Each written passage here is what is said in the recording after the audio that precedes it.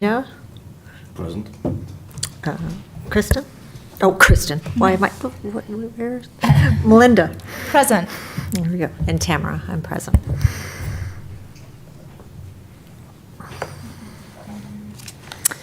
And minutes approval.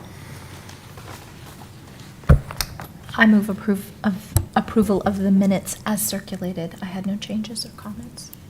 I'll second it. Excellent. Any discussion? Nope.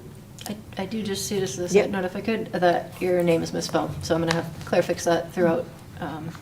But as far as substantive. I amend my motion to reflect the correction of our board member's name. Yes, please. Excellent. All right. All those in favor? All right. Show it as unanimous. Information exchange. One second. Okay.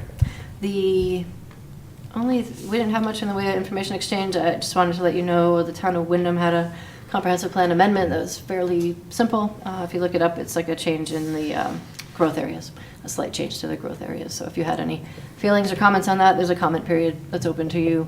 Just wanted to flag that for you guys as the planning board. And ordinance and project updates, the accessory dwelling unit ordinance change of owner occupancy and size is going to second reading next week before council. So if you have any last comments on that, now would be the time. And tonight is the first public hearing on the cannabis caregiver storefront changes that are proposed. So that's starting with you guys. I know we used to do it, council, planning board, council, and we were advised that it is actually ideally more to start here. So we're starting here with that one tonight. The other subdivision proposals that we had pending, I don't have updates on at this point. Austin had mentioned the representative is here, that they're still pending. So to get us preliminary plans at some point, and we'll bring them to you when we have them. Excellent. Thank you. Right. So we're going to move on to new business. Sketch plan, Mail Road multifamily subdivision, a request by Andrew Jervis of Serenity Apartments LLC, represented by BH2M Engineering for Planning Board sketch plan review of a proposal to create a 7-unit multifamily development on a portion of the 60-acre property at tax map 21, lot 26-20, near 287 Mayall Road in the Business Development 1 and Rural Residential and Agricultural zoning districts. This proposal is subject to major subdivision review, major site plan review, multifamily development standards, and conditional use review. Good evening. My name is Austin Fagan. I'm here with BH2M representing Serenity Apartments LLC. As it was stated, this is a proposed 7-unit apartment complex. We have provided 2 potential options for the site, one being 2 duplex units and a triplex. And then based on conversation with Kristen, we also provided one showing 3 duplex units and a single standalone unit. This was just put together more or less. We didn't know if there would be any additional building code requirements for a triplex. I did get in touch with code enforcement today. It seems as if fire sprinkler systems would be the only thing for a 3-unit that would be additional to a duplex. But it is my understanding from reading the code that likely fire suppression will be required for the project anyway, since it's part of a subdivision. That being said, I would assume that the applicant will move forward with the 2 duplexes and a triplex, where it gives us a little bit more room for wiggle with the location of potential stormwater BMPs or septic locations, things of that nature. But yeah, so relatively straightforward project. I would like to go through staff comments, if that's all right with you, and check them off as we go. That'd be great. So, staff comment number 1, site distance for the proposed entrance will need to be confirmed. Abutters driveways are also shown for consideration and how they will interact with the entrance. I have gone out and measured site distances for the property. There is well over 350 feet in either direction. I believe this is a 35 mile per hour zone, so it requires 305 feet of site distance. So I do believe that we have adequate site distance for the driveway. let's see, multifamily development is a conditional use in the BD1, so the applicant will need to show how the project meets the conditional use review criteria. That is something that I can provide to you in the cover letter for the preliminary review. 3, a 50-foot multifamily perimeter buffer is shown per the multifamily standards. Distance between the buildings must also conform to the ordinance standards in the building code. Just so you know, on the plan, we do show the 30-foot required spacing between the buildings. That's something where, you know, if we can make it wider, we absolutely will. Just trying to maximize the area that we have for septics and wells and things of that nature. So might be some slight variances with what you see on the next plan, but this does meet the criteria as shown. Let's see. Parking areas will be required, 2 per dwelling unit. This is reflected as a note on the plan, but the location and layout is not yet shown. Parking areas and driveways are to be located in the rear of the property. The applicant is proposing 1 outdoor parking spot, which would be the driveway, and 1 interior parking spot in the garage. The ordinance does not contemplate garages as parking spaces, so the planning board will need to consider this approach. Additionally, ADA compliance for parking will need to be shown. Let's see. So we can address ADA compliance with, you know, a few additional parking spaces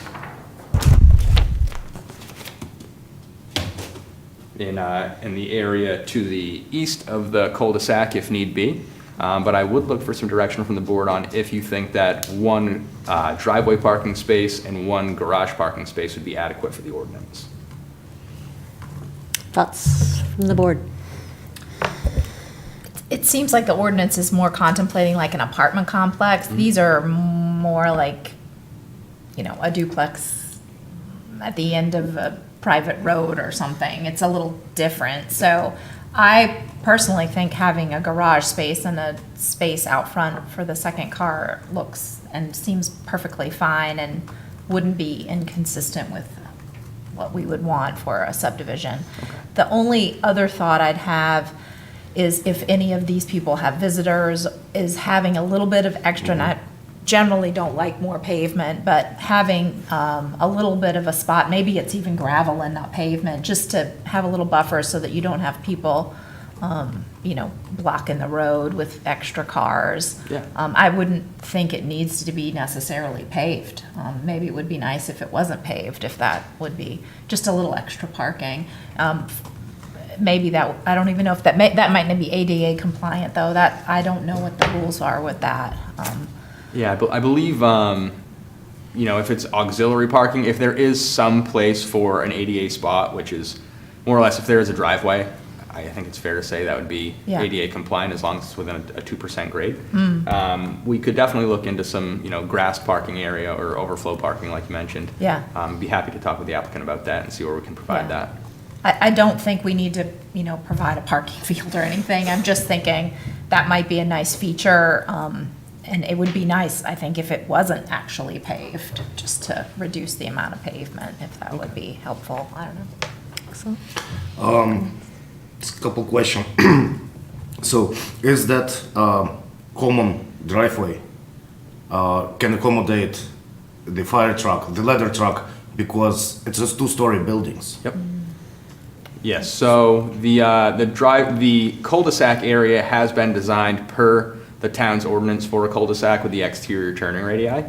Something that we can provide for the preliminary plan is a turning diagram through AutoCAD just to show that a ladder truck can come through, turn around, and safely exit the property.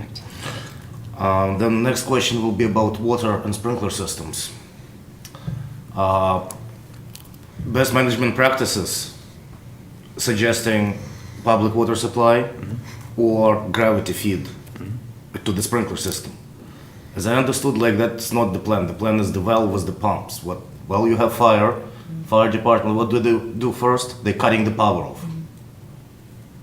So typically, with these projects, so it's my understanding that either a cistern, which would be like I think the ordinance said something around 10,000 gallons to start and then 2,000 gallons per dwelling unit for it. So we could do a cistern at the beginning or somewhere on the road where it could be pumped from. It is my understanding that the chief prefers a sprinkler system, and those are typically, there are two types of systems. You can either feed from the well, which you would have to have an adequate source of water, or there would be auxiliary storage tanks for whatever the required volume of water is going to be.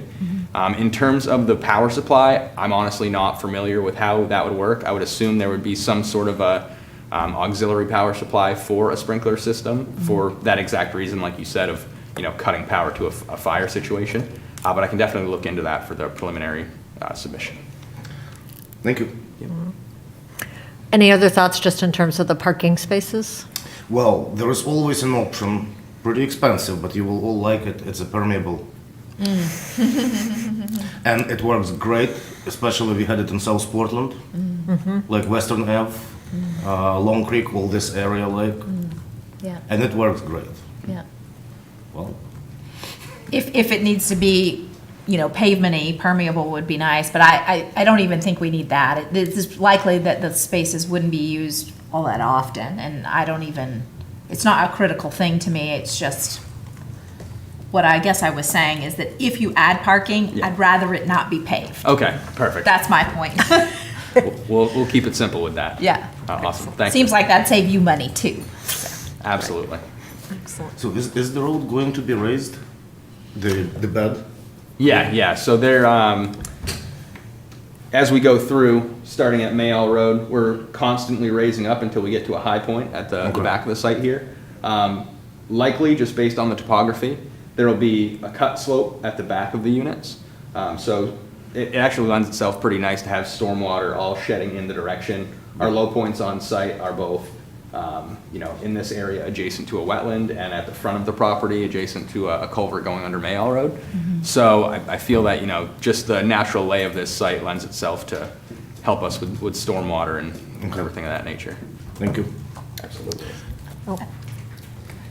All right. Sorry, one No, more go ahead. question. So what is the calculation based, like 50 years, 75, 100 years, 500 years storm? In terms of the storm? Yes. I believe from what I read, we need to meet the 25-year storm event for runoff totals, but roadway infrastructure needs to be sized for 50-year storms. So typically when I do a stormwater design, I'm looking for anything between a 25-year storm. I love a 100-year storm because you never know what's going on. We have more frequent, higher intensity storms, so definitely something to take in consideration if you can, up the size of a pipe by, one size. Doesn't really cost a significant amount more, and there's a lot more longevity to the project at that point. So we will make sure that it's designed to a minimum of a 25-year storm event. Thank you. You're welcome. I'm just trying to picture where this is. We did a site walk. Is this on the western side or the eastern side of the parcel? That larger parcel that we site walk? So if you are looking into the parcel where we entered into that sort of field area, Yeah. looking into the site, this would be to the right-hand side, Okay. closer to 202, I believe it Gotcha. is. Yeah. Okay. And it's what is shown as the outsale lot on Okay. the subdivision plan. Gotcha. Yep. Okay. I was just trying to picture it. I ran by it just recently. Yeah, it's fully vegetated. You were at going this so point. fast. No, I was going nice and slow, and I still was like, where is that? Okay. Yeah, it's pretty well hidden right now. There's a good old growth forest in there, and it'll fit in nicely with having the 50-foot required buffers. I think there'll be some good screening from the surrounding properties. So will this parcel get mostly cleared and you'll be relying on screening on the rest of the parcel? Or will there be some preservation of that existing growth on the parcel before you develop or after you develop? So realistically, so this hatched area that you see along the perimeter, that's Yeah. the required 50-foot buffer. I would anticipate that, so we have to have a 50-foot buffer up front, so we'll have a cut to get into the roadway. Yeah. Likely, we're going to need some sort of a stormwater BMP at the beginning of the road just to catch everything that we can and meet our quantity standards. And then I would anticipate that, within 30 to 50 feet of each building will be cleared just for, defensible space from trees to get our wells and our septic systems Yep. in there. But so all of this area back here, the parcel being almost 10 acres, I believe that most of that will just be in its natural Just stay. state. Nice. Yep. So tucked right in there, and don't disturb more than you need. Yeah. So I'm just going to echo the comment in regards to pervious pavement, not in terms of additional parking, but just in terms of you're laying down new pavement. This is brand new construction. I'm just curious, it feels like the cost comparison when you're doing new construction, pervious pavement is a good way to go. And particularly when you're talking about driveways and the fact that we're having more freeze thaw. And so when you have that happening more, pervious pavement, it freezes last and it thaws first, and it's a lot easier to keep clear. Yeah, it's definitely something that we can look into for the project. Okay. And then that actually, you can put your management of your stormwater right there in the pavement that you're putting in. Yeah, the retention pond, Right. really, it will fit there very well. Yeah, I'll definitely pass that by the applicant and see what we Excellent. can do for you. Nice. Alrighty, number 5, was Yes, talking about the thanks. cul-de-sac, and we covered that one already, so the Yes. cul-de-sac is shown to the standards of the town. Let's see, the applicant has not yet confirmed whether the fire protection will be via sprinkler or cistern. Sprinklers are preferred by the fire chief generally, but the code enforcement officer can confirm whether they are required for duplexes and triplexes. It would be, I would imagine that a sprinkler system is easier for the town to, have to not maintain. It's kind of a set it and forget it sort of deal. That being said, I don't want to speak out of turn. I will let you know what we're going to propose on the next submission, but I would assume sprinklers are a normal go-to for the situation. Great. Number 7, along the required submission for preliminary plans review will be a landscaping plan, an exterior lighting, and a traffic impact detail. Happy to provide that on the next submission. Typically, with a residential setting such as this, you look at about 10 trips per day that are created from each residential unit. That being said, you're looking at about 70 trips per day, a trip being either leaving or entering the site, one-way trips. So I don't anticipate there being any adverse impacts to Mayall Road, especially where this is so close to the main outlet at 202. But that's something we'll look into for the process. The development will require a set aside of 5% open space. The applicant should confirm that this is met via a note on the plan. Where this is an apartment complex with more common space for everything, would you like to see an area that is denoted on the plan as open space, more or less as a vegetated buffer of the site? Or how would you like to go about that, since it is more or less a one unit that will utilize all of the space? I want to clarifying question. Are you saying whether or not we would like to see some of that space that will not be developed made into some sort of usable space, or just leave it wild? Well, I'm not quite sure of your question. Yeah. Thank you for that. Would you like to see more or less 5% of the land be left as a vegetated buffer that cannot be developed? You want some, open area for Yeah. people to utilize, things of that nature. Yeah. I know open space is sort of a grand term, and, Yeah. and there's a lot of ways you could look at it. All right. I see Kristen flipping through the book. Any guidance? There's some language regarding the usability, proposed lot sizes, demographic makeup of the occupants, site characteristics. And determining the need for recreational open space, the board shall consider the proximity to neighboring dedicated open space or recreation and the type of development. So maybe that's thinking, if it's a very dense apartment sort of complex, that you might want a playground or something like that. This is, like you said, more duplexes, Yeah. a few duplexes together, but that's how you want to interpret it. It's happy to pass it around if you want to check it out, the language, but that's something we can kick around more too in preliminary when it gets more detail, but. Do you have thoughts? Okay. No. I love natural play areas. Big fan of climbing trees. Me too. The one thing that occurs to me is the the way that this is designed and the fact is the sort of yard. My garden is going right now, and I really love having a garden. And so if it's all just wooded, then they can't have a garden. So, but at the same time, trees are awesome. I don't know. I think you'd want to, and maybe the lay of the land and what kind of trees are there will help inform.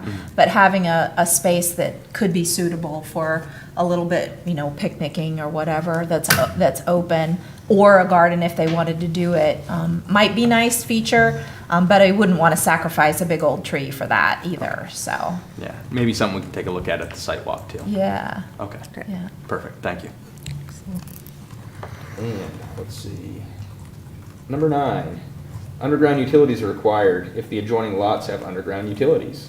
I would anticipate that this will have underground utilities. I'm not positive what is on the adjacent lots, but once again, something else we can address when we're at the site walk.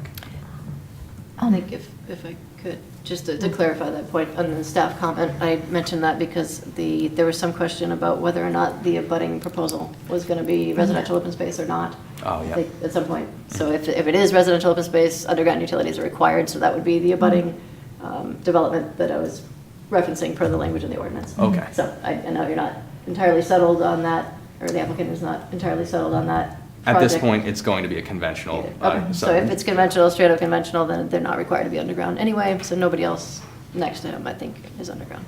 Even if it isn't required to be underground, the adjacent development, would the developer still do it? I don't know if you do underground if you don't have to.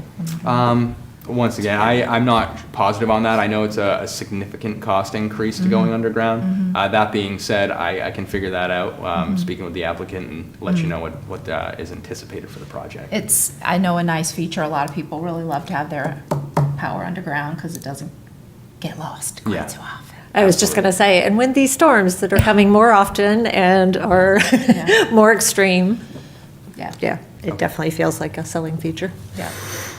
Thank you. All right, lastly on staff comments, number 10, solid waste disposal container siting and associated screening will need to be shown. That's something that we can take into consideration when we're also looking into, potential siting for, grass parking areas or things of that nature. So I'll be happy to show that on the next plan. Excellent. All right, so now just going through, anything else that staff did not bring up that you wanted to bring to our attention? No, realistically, my concerns weren't, oh, actually, while we're here, a shared water source is required. There were a few bullet points in the ordinance that said, if it can be proven that there's financial hardship, things of that nature. Just looking for guidance more or less on what the board or staff see as a shared water source. Is it, it looks based on the comments, there could be multiple wells. I don't know if those wells need to serve a main, or if each unit can be, a 3 unit can be served by one well and a 2 unit can be served by one well. How is it considered? Well, you will need power source, like generator or something like that if it's a community system. Because like if it's well belongs like to the dwelling, like people responsible for it. But look, in this situation, you have like one source. Yeah. So I think backup power will be needed in that case. And in terms of, and this might just be something where, I don't know if other projects have utilized this, how many multifamily projects have come through the town recently. So would it be considered a shared water source if the 3-unit building has one well and then each duplex has one well, or are we looking for one wellhead serving 7 units? I'm just unsure on the, Gosh, I guess how that's Yeah. I defined. think that may be something that codes and planning can work with you on. Okay. I know I did include it in the discussion points, and number 1, I did bring Right. this up with Doug, related to that provision in the ordinance, to try to get some clarity for you. And I think obviously the goal is to make sure that there's enough water for all the dwelling units. So his main concern, I think, was the separation between well and septic. Obviously, that's the key component. So that's something we can probably talk through more with the code department. Okay. And with him, just because there's a lot of experience in that realm, not experience that I have. So I think that might be a good thing to Yeah, just confer with staff again. I believe he was probably here when that language was put in too. I can speak a little bit more to the intent. Yep. But obviously you're not on public water, and the goal is to make sure there's enough water and it's not contaminated. So Yeah. I don't know if you have other concerns beyond that about other than the power. I really don't, because normally if the well is done properly, deep well, like nothing, groundwater cannot make its way into it. And like where the bacteria is coming and all that stuff from the groundwater. So, So if it's properly cited. Yeah. And Yep. it should be good. And that would do it for me. Okay. Thank you. So, just one question for you. So our next discussion point is whether or not the board has any preference or concerns regarding the two different development proposals. And it feels like you said you were probably leaning towards one anyway, the 3 and the 2, Yes, the 2 twos. the original plan was to do two duplexes and a triplex. The reason for providing the other plan was just not knowing if there was going to be, some sort of a building code requirement for a triplex that may, hinder the developability of the site. It seems like where sprinklers are the only additional requirement, which will be required either way, that the triplex would be the better option, given that, there's more open area where we could utilize it for, whether it's that parking area or stormwater detention, something of that nature. so I have a question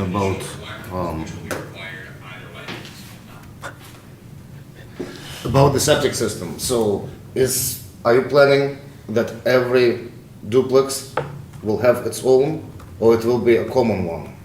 So the question from that, if it's a common one, it will be one big septic tank in leach field, or each dwelling will have its own septic tank? Great question. At this point, what I'm thinking will happen is each unit will have its own tank, but there will be a common leach field for each one. What I show on this plan is a separate leach field for each building, so each duplex would have their own and the triplex would have its own. That being said, we still do need to work with the site evaluator to design it.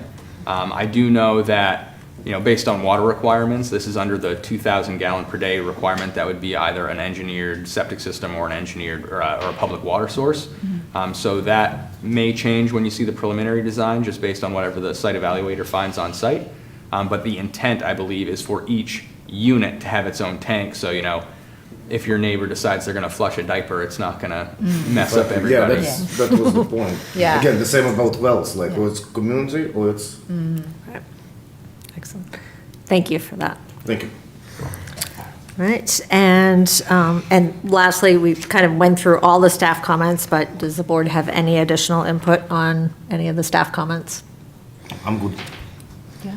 All right, thank you so much. Thank you. Oh, and we have sidewalk scheduling. Does the board wish to schedule a sidewalk? So, I literally run by this property all the time, so I feel familiar with it, and we did walk the rest Yeah. of it, and it wasn't an easy walk. So, I don't know. I don't think I need another one, but I would I'm good. obviously happily go and get, bug spray on me and stuff, so it's fine. But Wet again. wet again, yes. I will say this site is very similar to exactly what we walked. Same piece of woods. Yeah. It's all been under under a forestry permit for X amount of years, so it all looks the same. Yeah. Okay. The only thing that occurs to me is your mention about, what do you want to do with the open space? And I would just defer to you. Look, you look at it, you're more familiar. If there's a really nice tree, what is a nice tree? And, save the nice tree and take out some scrub and maybe make a little place where it's open if that seems suitable. Yeah, absolutely. I don't think we need to walk it. Sounds good. Awesome. All right. Thanks Thank for your you so time. much. Have a good Thank you night. very much. Thank you. Thank you. Yeah, well, I can probably follow up with you on Monday. We can get you some more detail on the water supply question. Yeah, awesome. Thank you. Yeah.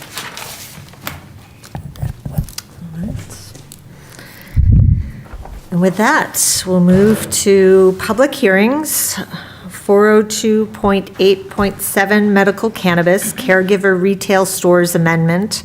The Town of Gray Planning Board will host a public hearing on amendments to the medical cannabis section of the zoning ordinance 402.8.7 that propose to allow caregiver retail stores as a conditional permitted use in the Business Development 1 and 2 commercial and village center zoning districts. With that, it's open. And so please just, if you are here to make public comments, step up to the podium, state your name and your address. Is that right? Name and address, yeah. Yes, okay. Name and address. There you go. And just share your comments with us. Thank you.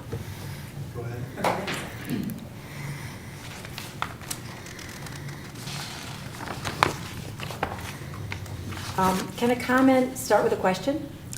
Your name and address Oh, I'm first. sorry. I should know better. Lacey Yanson, I live on Lake Avenue in Gray. So can I start with a question? Mm-hmm. Why is there a change to, it sounds like expand where they can have medical marijuana shops? You want me to address that? Or? Yes, please, since it came from the council. Yeah, I was hoping Dan McGuire would be here, our council liaison. Okay.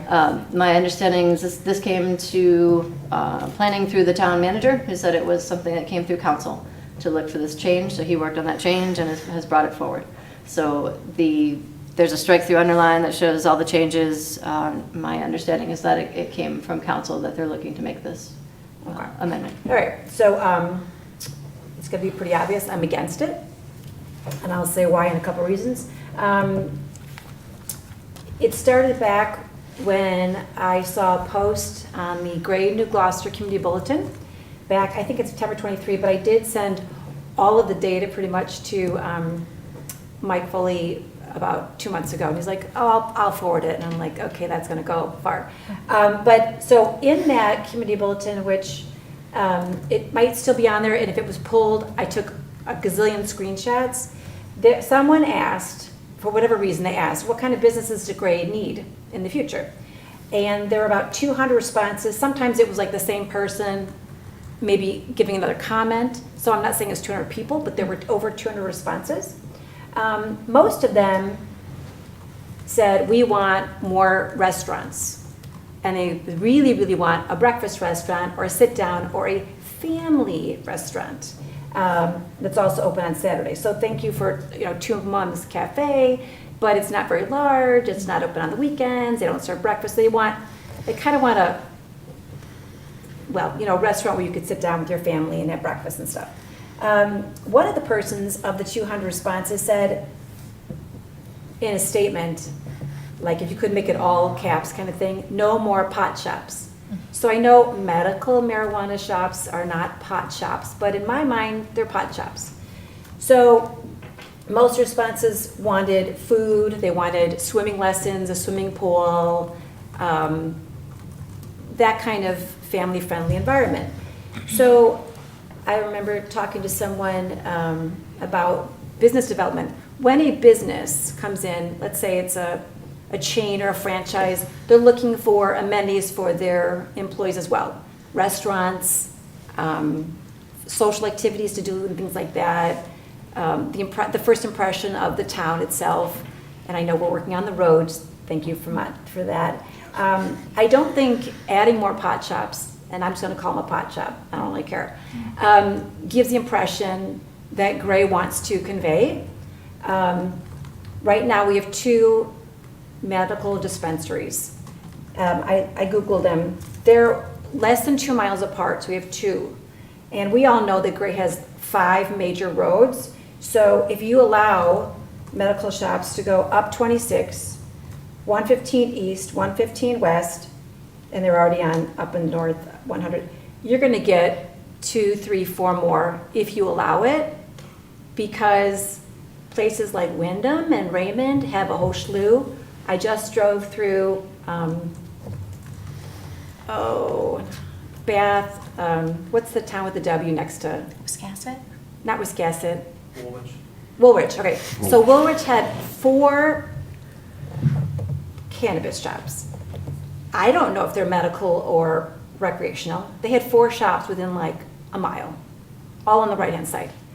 Does Gray want that image? I don't think it's part of the comp plan to have Gray become more of that persuasion. So then I move on to an article that just came out July 5th at the Lake Region Weekly. Has medical cannabis market boom turned to a bust?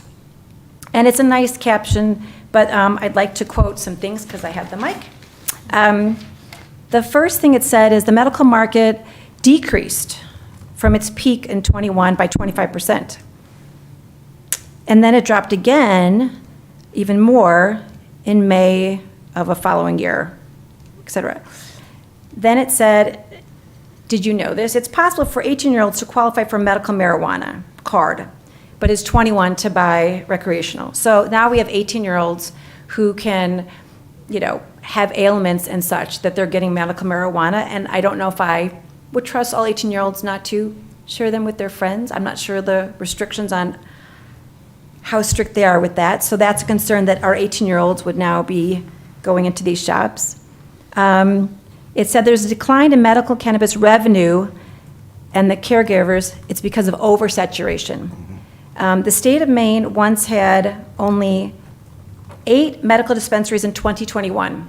When they changed the cap, it went from 8 shops to 65, and there are more in the process being applied for. There are, in the state currently, I guess, 154 registered recreational shops, 65 medical dispensaries, and 289 medical storefronts. However, a majority of Maine's municipalities have opted not to allow recreational cannabis businesses, and therefore these businesses cluster in the towns that allow them. So if we were to expand the streets that they could be on, the districts, I just feel like Gray's gonna go from 2, 3, 4, 5, 6. If you allow them to go on commercial and business, I'm gonna be driving by them every day to and from, I don't wanna see that. I don't wanna see that. I don't wanna see my town get to that. There's a lot more quotes I can do to this, and they're worried in the industry that if the state mandates that the medical marijuana growers and shops follow the same laws that the recreational does, the cost of medical will go up, and therefore their profits will go down, and they're already hurting where, like the oversaturation part. So it also says, Hudick, John Hudick, Director of Office of Cannabis Policy, he said, the idea that medical cannabis in particular is a get-rich scheme is still pervasive. So I feel that there are people in the industry who think that if they get into it, they're gonna make money, and Gray's a great spot because we're right off the highway and all the traffic. So read the article. I'm against it. I'm against any more growth in allowing it because most people know if you shop at a plaza down the way, apparently possibly a planning department many years ago allowed it to go into a retail shop, so they're growing marijuana in a retail shop that also has other age groups in that plaza. And I think everyone regrets that was allowed because of the smell and the fumes. So I'm not saying these medical shops would have that, but we've made mistakes in this area, and I think you should think strong and hard about expanding their location. Thank you, Lacey.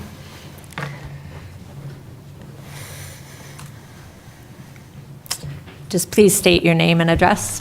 Brandon Pollard, Mail Road. Are we signing in? Oh, yes, you are supposed to sign. Yeah, if you could, that would be helpful for the Thank you. minutes. Thank you, Brendan.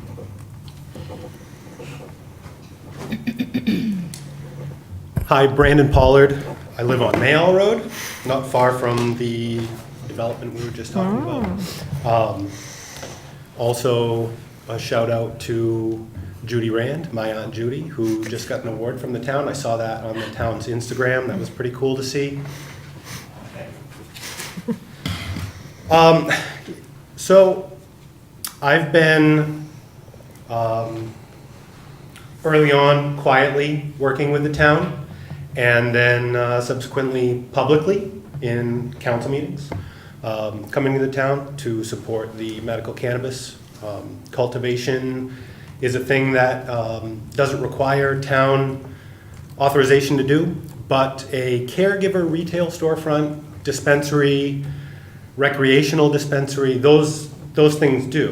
To clarify a few things that have been brought up by Lacey, we're talking about one sector of a lot of the facts she was giving. This doesn't include recreational, it doesn't include dispensary. This is medical caregivers opening up a store for medical patients only. You're required to have a medical card. I think we're here kind of talking about where it should be permitted and not if it should or not if it should not. With that said, the argument should be, no, I don't want to argue it at all, because I feel that if it were restaurants, it would be, yeah, let them all open up, and if you don't survive, you don't survive. Same with, let's say, a cute little winery wanted to come in. There wasn't an article in Lake Region's Journal or whatever, but I worked in liquor for well over a decade, and it is very hard to have a small brewery or a winery or especially a restaurant. I've got some notes that I'm going to get to, but I'm going to kind of go into them right now while I'm still bebopping off of things. But the businesses in town, let's say, again, restaurant, because I spent a decade in liquor, but I also spent the first 3/4 of my life in restaurants from when I was 8 years old. It's the biggest gamble there is if you're starting a business right now. I again, traveled the state, working with mom and pops, chain restaurants, you name it, if they had a liquor license. I knew the people, and I know a lot of them have come across some hard times. A lot of the PPP money that was still kind of being doled out over the last couple of years is gone. Wages have gone really high because inflation has created its economics. So to say that a cannabis store shouldn't have its fair share is kind of a null point, because we're trying to get to where these shops should be allowed. And I'm totally okay with hearing someone else's opinion on not having them in, say, the Village Center zone because of X, Y, and Z. Now, the reason why you're seeing in some towns like Woolwich or Waldoboro or Wiscasset or Bath or wherever up and down the coast, let's say 26, these main streets, Route 1, all that kind of stuff, or downtown Portland, is because those municipalities, whether it be a city or a town or whatever, they've allowed medical cannabis, and they've allowed recreational. And so what you're seeing is, say, 2 or 3 medical stores. They're only allowed in a small area, and then recreational stores allowed in a small area. Kind of bouncing back to the economic thing, I think the perceived large sums of money, especially if that was the Hudak quote, that's a little ridiculous. But the large sums of money, it's not like that. I work my fingers to the bone, and I work for myself, and I love it, and that's why I do it. I've worked for other people, I've worked for family, and nothing beats, one, working for families is fantastic, even though there's a lot of hardships there. But regardless, this is not an easy cash grab thing. Also, will be caregiver storefronts. This is, my plan is to open a caregiver storefront. We will be at the mercy of the zoning ordinance. So if that ordinance has signage requirements or, safety requirements to keep people that don't want to see the store. I mean, personally, I don't want to see any more gas stations in town. There's a lot of gas stations, but if another gas station comes in and someone's got the money to economically build a gas station and it's allowed by the town, then let it happen. Same with any business. Free marketplace, and I think that's probably to the point why in the first, I don't know if it's ever going to be read again by the planning board, but that's why it's in so many areas, to not make it inclusive in one section of town. It allows the fair market to play itself out. So this in the town of Gray is a major win for patient access. I have a medical card. I have to drive way out of town to get my medicine. It's kind of ridiculous. We've got multiple pharmacies. They're not making me drive to Wyndham for any of those items. Same with alcohol, same with tobacco. Huge win for patient access. It's a huge win for Maine's medical program. Maine is renowned nationally for its medical program, not its recreational program. Granted, that falls in line with a lot of other states' laws, but the medical program is unique, and that's why there's so many caregivers, and that's why there's so many places to get your medicine. It's good for local caregivers. I travel a long way to provide my medicine to stores. And now that I want a store, I'm going to take into consideration the locals that are working hard and that have safe, clean cannabis, and being able to provide, the Maine medical program is built on, its founding way back was built on Know Your Farmer. And I think that's important. And so, bringing the local people in to a local place, I think is important. I'm not sure if I hit all the points that I wanted to, but again, I've been going to the council for a long time for this. I worked privately. It wasn't privately, it was here at the town, but with our old town manager.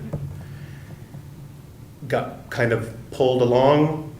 Nothing happened for a long time. It took a lot of extra time on my part and others in the town, working with going to council meetings and having people come out for site walks and that kind of stuff.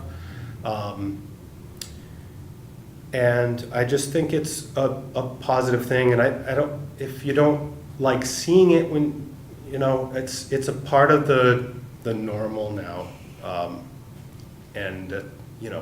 I've got young kids. They know all the language. They know all about it, and it's normal. Just as if you were a kid in the 80s and your parents had a ski bar, and it's different but the same. So thank you much. I'm willing to answer questions if you have any questions on the differences between the what is proposed for Gray, allowed to open up, and same goes to you if you want to talk to me privately, and we can kind of chop up, some of the, Can we share the mic?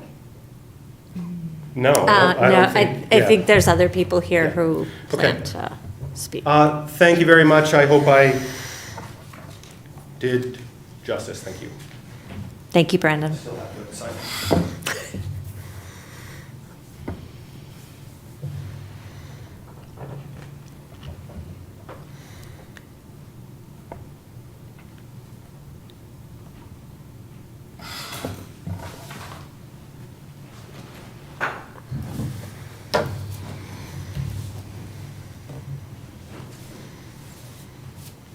Hello, everyone. Andre Jenkins from 104 Lewison Road.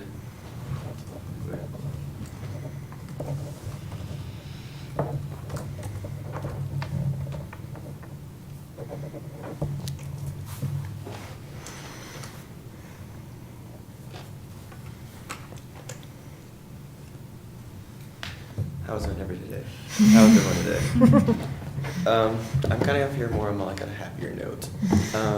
So obviously we're with Token Cannabis. We're a by appointment and delivery service at 104 Lewison Road. One of my partners is over here, Camille.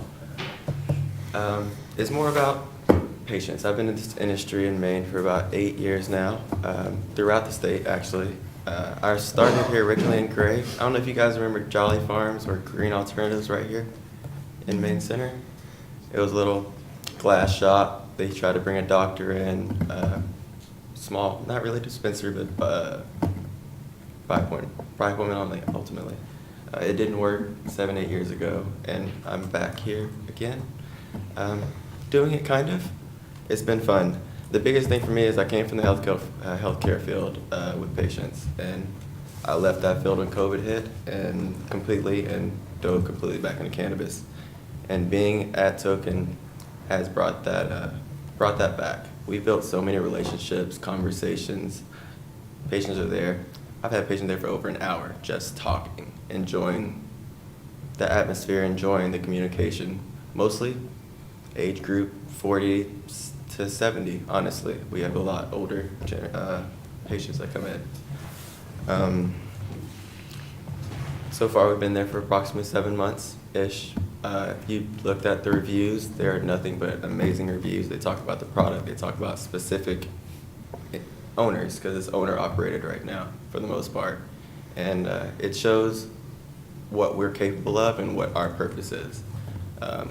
We're not here to be more so like an alcohol store. You come in, you come out, you get what you want, you just go home and drink. You're here to conversate, you're here to build a relationship, you're here to gain knowledge, you're here to have an atmosphere that you don't have with your kids, because we don't get a lot of time without our kids, honestly. So that little 5, 10, 30 to an hour a minute, it's nice.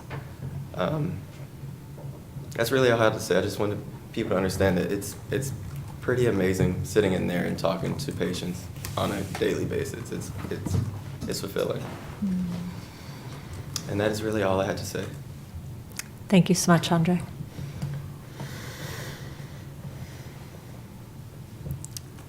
Anyone else care to speak? And it doesn't look like there's anybody online. Okay. With that, I will close the public hearing. And any comments from board? Yes. First thing about the money, this is not true that it's quick money and easy money. The example is how it's turned around for the board barn in Cumberland. It was the best place. It was owned by the Parents Lumber. Oh, not Parents, sorry, Record Lumber. I finished my house from that place. All the wood came like perfect quality. Like they was busy all the time. Then someone came and offered him 3 times more money just to rent the place. So he just closed it and said like, why I have to work like if I can do it? Like, and what good that did to everyone else? Not much. Then driving, let's say from Gray to Norway. will be like Mechanic Falls itself has like 2. Then in Oxford there is 7, okay, and medical and rec. What I see, like, because I was watching like when it was starting up, first you have medical, then next to it, because by the law you cannot sell recreation in the medical facility, they are building, it's pretty much like to stick the foot in the door and keep pushing. So now like each one has a rec place next to it. You know, then it's definitely market, there is a lot of competition, there is no question about it. And what they do, again, if you will look on the side of the roads, they're trying to get attention, it's huge competition. And what they're putting out is pretty, it does not look good like on the streets of the town, you know? Plus this, what's called the light board, where like all the text, all that stuff flashing to get the attention, to beat the competitor, to get the customer. So I really don't want to see that. From that perspective. It's not about medical, it's how it all looks. Yep, that piece, partly in the sign ordinance. Right. But some of it, I believe, is addressed in this language. So, Chair, I perhaps should have educated myself a little bit more before coming here. I did review the materials provided, but I would appreciate maybe you can help me out here. Is basically what we're talking about is a medical dispensary? I'm unclear what a caregiver place is versus a dispensary that is for medical. Obviously, it's not recreational, so you need a card to get things. But I don't know what a caregiver, what does that mean? The change that's being proposed is that right now you cannot have a retail storefront type of interaction. Okay. So you can't go to a business to obtain the product with your medical card. That's the storefront, I think, and I'm sure Brendan can fill you in further on any of that, but that's the big change. Okay. The town currently does not allow that, Okay. period. You can have a grow that does not have a retail storefront, but you cannot have a retail storefront. So the town right now is not contemplating retail storefront for recreational. Okay. It's only contemplating storefront for medical. Okay. And correct me if I'm wrong here, but. You need to go to the But, podium. yeah, if you want more detail on exactly what they're talking about, when they're talking about a medical cannabis registered dispensary storefront, that would. But what do we that's have outside of right that. now? So, It's different, it's not a storefront. so what we have now is,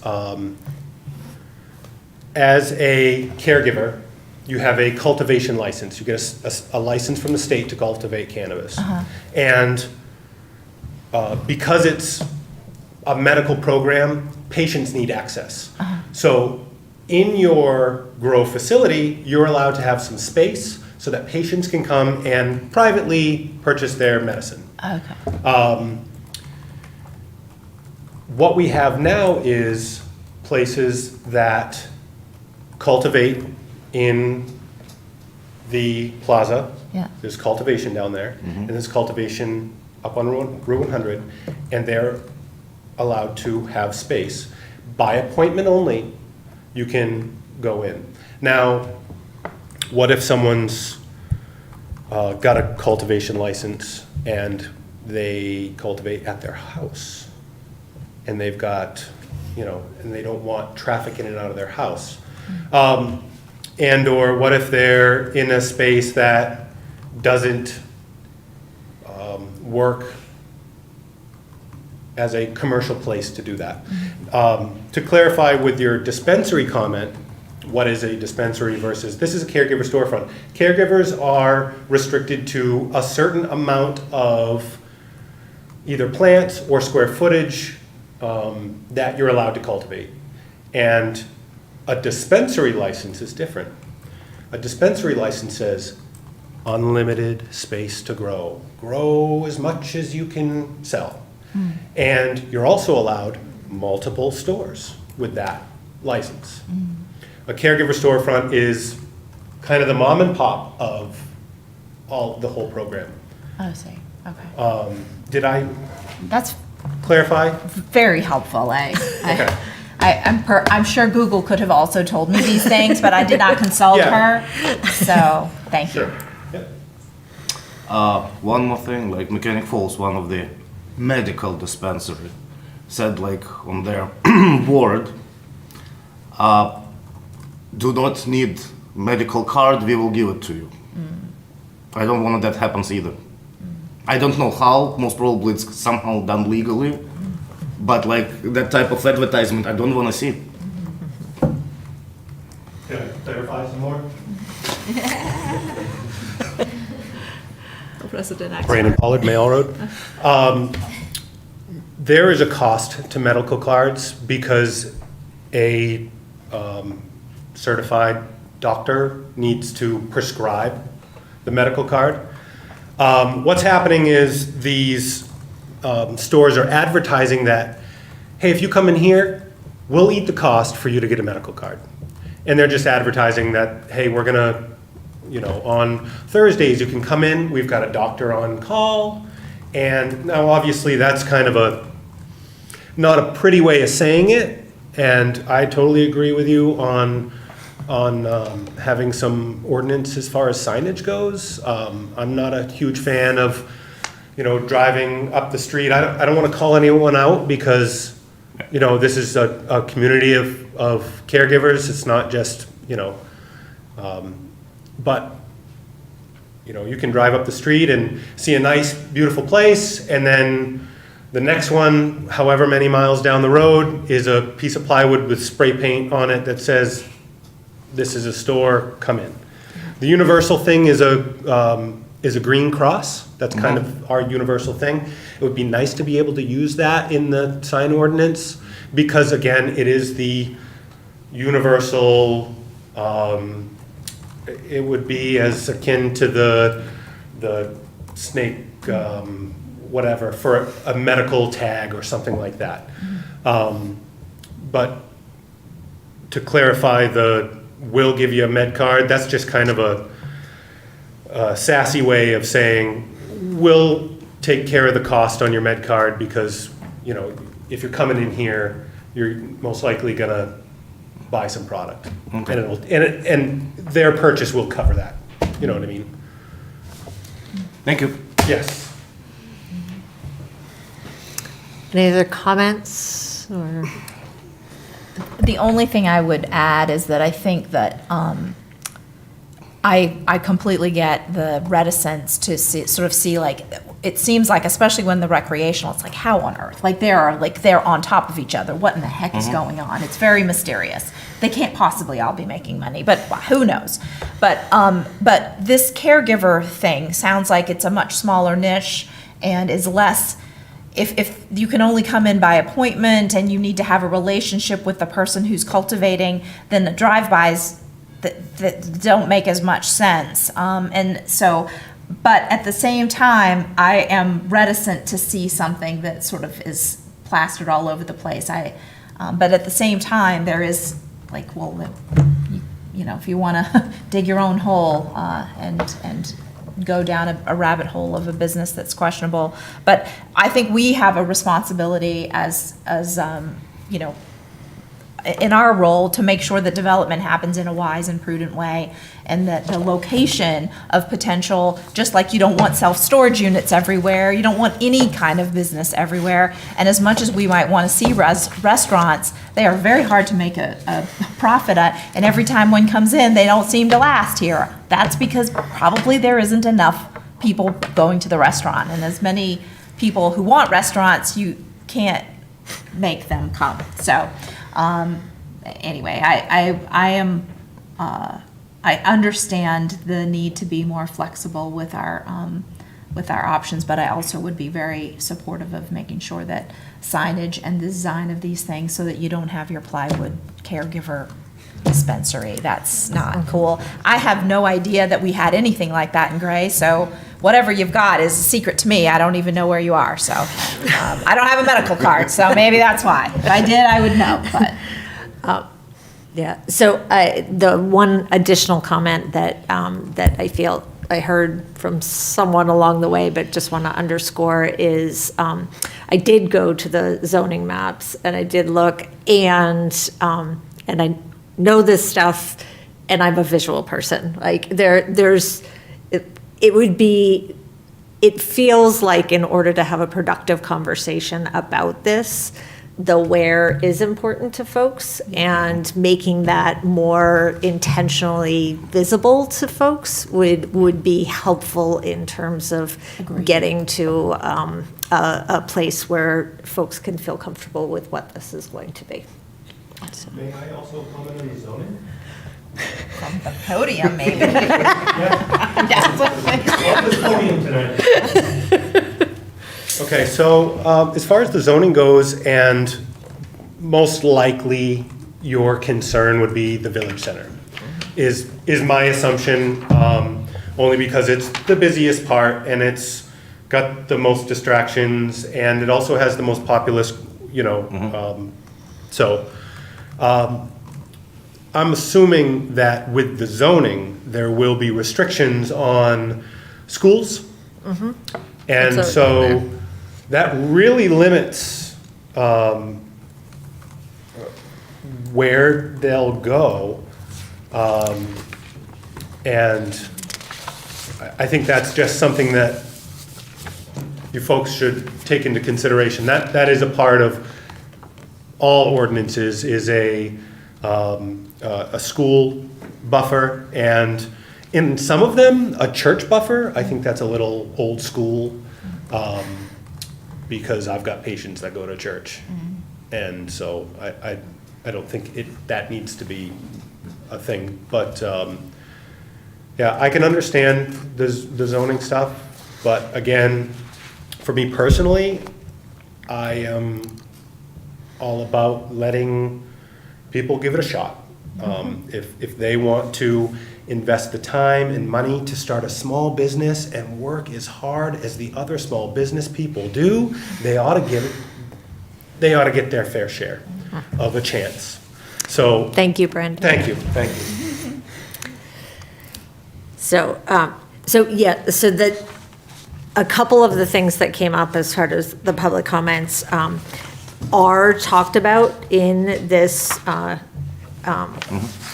Draft. draft ordinance revision. So there is information about signage, there is information about where it's allowed and where it's not allowed, and what the limits are. I guess for me, I'm just looking, we have the zoning map, but then there's restrictions within that, so it feels like if we could just call out exactly what that looks like, it would be helpful to. Meaning the sign ordinance specifics? No, I was actually thinking the location. I think the where is really the, The zoning districts in which it's proposed to be allowed. well, there's zoning districts and where it's supposed to be, where it can be allowed, but then there's also additional restrictions. So it's like, okay, it's Oh, so allowed you're in looking this. for a map, like where could it Yeah, actually feasibly be? Where is exactly. it far enough away from a school and a Right, church and yeah, everything right, else? Yeah, right. okay. Yeah. I get you. Right. That's a very good point, because saying it's Yes. allowed in a district, if all the other layers of restrictions can't be satisfied, then that means effectively it's not allowed there. And Right. if you add all those layers on, then okay, then this is these places. So Right. that comes up with the fireworks stores too. It's like, okay, well, yeah, maybe they're allowed in the town, but they have to be so far from 50 things that they're not really allowed, so. Yeah, Okay, I get yeah, you. excellent, all right. Okay, so along to council. Any further comments? Where's the last thing? The only other thing that I heard from this group, and I think is a valid point from just my life, is the look of it, and if it gets planning board approval, or if it gets the right layers of approval, that you could sort of make sure that it doesn't look like junk, and that it has, in addition to the signage, that you get some more subjective review, so that it can be sure that it looks nice and doesn't end up being unsightly. I think that would be important. I don't really see that here. Maybe the layers of approval are the way to catch that, planning board or something approval. Yeah, a change of use would likely come before you if it's a large enough size. Okay. Otherwise, it would go to staff review committee. Yeah. Village Center and Proper have design standards Yeah. themselves for how things need to look, materials and that sort of thing. Yeah. But site plan review, if it's something new or a major renovation or something, would Yeah. come to you guys anyway Yeah. to look at. Yeah. I think, I only had one, if I might. Oh, yes, just please. One point of clarification, because I think, like you were saying, Melinda, that you're thinking it would still be, I think like the way it was described was that right now there's a relationship and there's a place to come in and discuss with your caregiver and have an appointment. So the change, I'm just curious, like what the change is in particular while you guys are here, if you could speak to that, because this is recorded for the public, I think it might be helpful. Yeah. Is it that you're not necessarily going to the person you have a relationship with and you can go somewhere else as you're driving by because you have a medical card and you can go anywhere? Like how does that change the dynamic So- with this proposal? Yep, so currently, you're allowed to go to a cultivation facility, buy an appointment to see your medical provider. What is proposed, and what is proposed is that we have an open door store, just like a liquor store or a gas station or a tobacco store or any other store. If you've got a medical card, you can go in. You don't have to know the phone number of the guys down the street, make an appointment, whether it's online or Okay. by phone. It simplifies the process. Oh, I'd really like to stop in there. I'll stop in.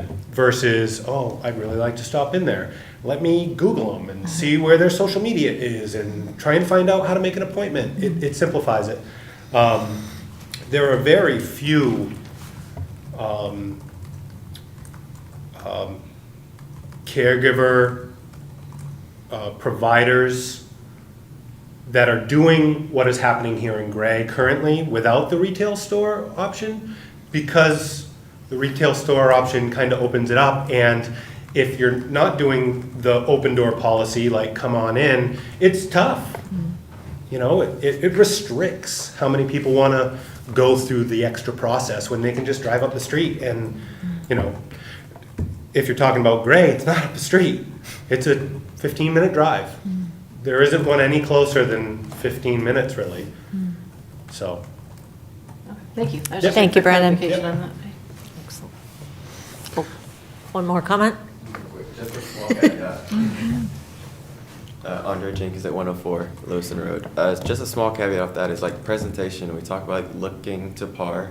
Like right now, we're in a small office to keep it, you can't look through our doors, you can't see anything. Right now, we're in a little office just to keep it quiet and presentable. Given the open sign gives us full access to present well, to have a look that someone wants to actually come and look, not the boarded up windows or whatever you want to call it. So right now you walk in and it's just an empty space. And people don't like that. They kind of question what's going on in here. So that's a big caveat to what we're trying to push for with the retail side of things, is we can actually look to par and present well to the customers as well, not just have the product. Thank you. So guys, like talking about like getting customers, what lately I see the tendency, they start bringing food trucks. I'm not kidding. I know 3 places. Sounds like that would be ordinance related. Yeah, there are certainly. trucks are great. So we was talking about restaurants, right? Yeah. Dawn's lunch. All right. Any other comments?